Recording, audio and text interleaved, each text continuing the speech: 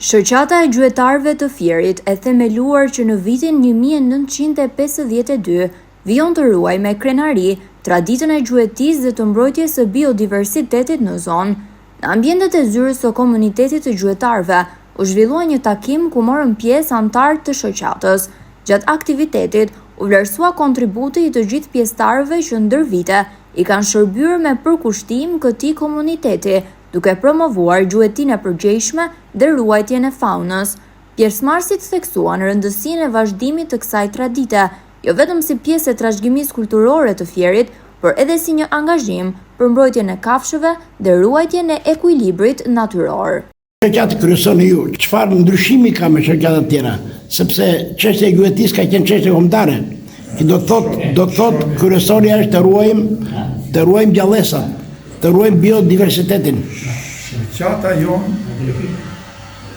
ka pasur dhe ka idenë nga më të mira që jetë një shoqatë e mba shoqërisë, për të cilat e ruan, e kultivon shpendët e egra dhe kafshët e egra.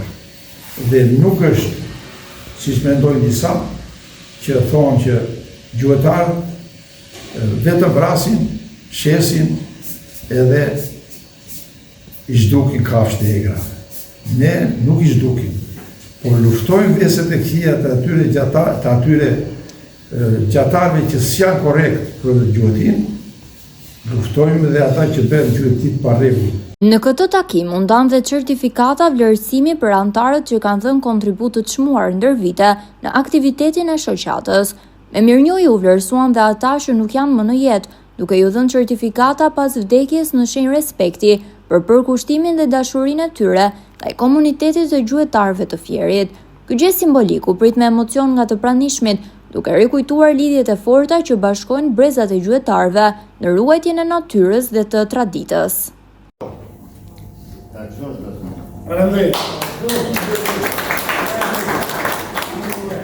Fieri, Spiro Sota, pas vdekjes, Vendeja që merr pjesë në këtë aktivitet të rëndësishëm të shoqatës gjuetare Apollonia Fier. Por edhe për mua është kënaqësi e veçantë si biri i këtij qyteti dhe si